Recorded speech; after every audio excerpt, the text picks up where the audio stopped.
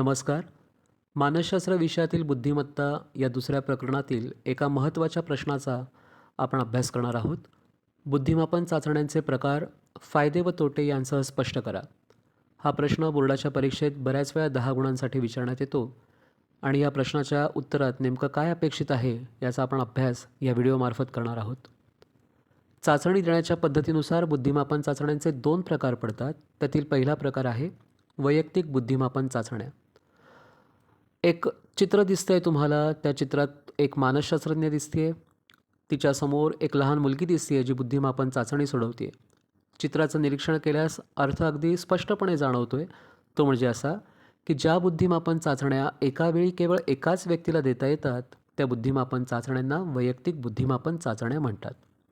बिने यांची बुद्धिमापन चाचणी, डॉक्टर भाटिया यांची कृती बुद्धिमापन चाचणी, कोह यांची ब्लॉक डिझाईन टेस्ट या बुद्धिमापन चाचण्या म्हणजे वैयक्तिक बुद्धिमापन चाचण्यांची उदाहरणं आहेत.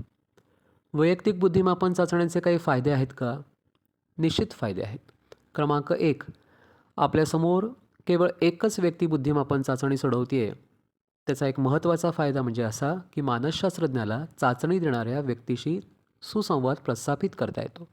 फायदा क्रमांक 2, मानसशास्त्रज्ञाला आपल्यासमोर जी एकमेव व्यक्ती चाचणी सोडवण्यासाठी बसलेली आहे त्या व्यक्तीच्या भावना, त्यावेळची मनस्थिती, तिचे हावभाव इत्यादी अधिकची माहितीसुद्धा मिळू शकते.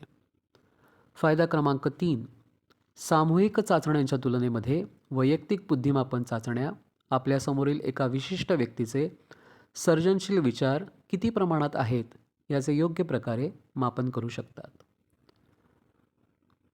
वैयक्तिक बुद्धिमापन चाचण्यांचे काही तोटेसुद्धा आहेत. वैयक्तिक बुद्धिमापन चाचण्या एकावेळी एकाच व्यक्तीला आपण देऊ शकतोय. त्यामुळे असं गृहीत धरा की आपल्याला 10 विद्यार्थ्यांचं बुद्धिमापन करायचं आहे. तर किती वेळ लागेल, किती खर्च होईल, किती मेहनत घ्यावी लागेल, हो ना? म्हणजेच वैयक्तिक बुद्धिमापन चाचण्यांचा जर आपण वापर केला तर त्या वेळ मोडणाऱ्या असतात, अधिक खर्चिक असतात आणि तिथे अधिक श्रमांची सुद्धा आवश्यकता असते. त्याचप्रमाणे वैयक्तिक बुद्धिमापन चाचण्या घेण्यासाठी, त्या चाचण्यांच्या गुणदानासाठी, त्या चाचणीच्या प्राप्तांकाच्या विश्लेषणासाठी प्रशिक्षित आणि अनुभवी मानसशास्त्रज्ञाचीच आवश्यकता असते. चाचणी देण्याच्या प्रकारानुसार सामूहिक बुद्धिमापन चाचण्या हा बुद्धिमापन चाचण्यांचा दुसरा प्रकार पडतो. चित्रात तुम्हाला दिसत असेलच की एकाच वेळी अनेक विद्यार्थी बुद्धिमापन चाचणी सोडवत आहेत. म्हणजेच ज्या बुद्धिमापन चाचण्या एकावेळी एकाहून अधिक म्हणजेच अनेक व्यक्तींना देता येतात त्या बुद्धिमापन चाचण्यांना सामूहिक बुद्धिमापन चाचण्या म्हणतात. लक्षात ठेवा, पहिल्या महायुद्धाच्या काळात आणि दुसऱ्या महायुद्धाच्या काळात सैनिकांची सैन्यात भरती करण्यासाठी सामूहिक बुद्धिमापन चाचण्यांचा खूप मोठ्या प्रमाणामध्ये वापर करण्यात आला होता. Army alpha test, army general classification test, Raven's यांची स्टँडर्ड प्रोग्रेसिव्ह मॅट्रायसिस इत्यादी सामूहिक बुद्धिमापन चाचण्यांची उदाहरणं आहेत. सामूहिक बुद्धिमापन चाचण्यांचे फायदे काय असतील? एव्हाना अर्थ तुम्हाला समजला आहेच की सामूहिक बुद्धिमापन चाचण्या आपण एकावेळी अनेकांना सोडवण्यासाठी देतो. त्यामुळेच अत्यंत महत्त्वाचा फायदा म्हणजे सामूहिक बुद्धिमापन चाचण्या कमी वेळ मोडणाऱ्या असतात, कमी खर्चिक असतात. म्हणजेच जेव्हा आपण सामूहिक बुद्धिमापन चाचण्या वापरतो तेव्हा आपला वेळ वाचतो, खर्च कमी लागतो आणि श्रमांचीही बचत होते. दुसरा महत्त्वाचा फायदा म्हणजे सामूहिक बुद्धिमापन चाचण्या घेणाऱ्या मानसशास्त्रज्ञाला खास प्रशिक्षणाची आवश्यकता असतेच असं नाही. सामूहिक बुद्धिमापन चाचण्यांचे जसे फायदे आहेत तसे सामूहिक बुद्धिमापन चाचण्यांचे तोटेसुद्धा आहेत. सामूहिक बुद्धिमापन चाचण्या आपण एकावेळी अनेक व्यक्तींना सोडवण्यासाठी देतोय.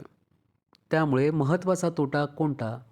तर मानसशास्त्रज्ञाला चाचणी देणाऱ्या प्रत्येकाशी चांगल्या प्रकारे संवाद साधता येतोच असं नाही. प्रत्येकाकडनं सहकार्य मिळतंच असं नाही. प्रत्येक व्यक्तीची बुद्धिमापन प्रक्रियेतील गोडी टिकवून ठेवण्याची संधी मिळतेच असं नाही. दुसरा तोटा तो म्हणजे असा की वैयक्तिक चाचण्यांच्या तुलनेमध्ये सामूहिक बुद्धिमापन चाचण्या सर्जनशील विचारांचं मापन करण्यात कमी सक्षम असतात. आणि तिसरा आणि अत्यंत महत्त्वाचा तोटा तो म्हणजे असा की सामूहिक बुद्धिमापन चाचण्यांमध्ये एकमेकांची उत्तरे बघून लिहिण्याची शक्यता वाढते.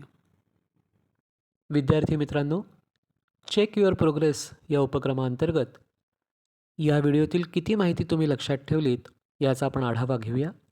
त्यासाठी पुढील प्रश्नांची उत्तरं तुम्ही तुमच्या वहीत जरूर लिहा. प्रश्न 1. पुढील विधाने चूक की बरोबर ते लिहा. पहिलं विधान बघा. वैयक्तिक बुद्धिमापन चाचण्या वेळ मोडणाऱ्या असतात. विधान चूक आहे की बरोबर आहे तुम्ही तुमच्या वहीत लिहा. विधान दुसरं. सामूहिक बुद्धिमापन चाचण्या अधिक खर्चिक असतात. याचंही उत्तर तुम्ही तुमच्या वहीत लिहा. प्रश्न क्रमांक 2 पहा. पुढील प्रश्नाचे केवळ शब्दात उत्तर लिहा. सुमितला एकाच वेळी संजय, आनंद आणि धनंजय म्हणजे एकाच वेळी 3 विद्यार्थ्यांचे बुद्धिमापन करायचे आहे. जरा विचार करा आणि सांगा, तर सुमितने कोणत्या प्रकारची बुद्धिमापन चाचणी वापरली पाहिजे? प्रश्नांची उत्तरं वहीत जरूर लिहा. पुढच्या भागात बुद्धिमापन चाचण्यांचे पुढील 2 प्रकार आपण नक्की शिकू. धन्यवाद.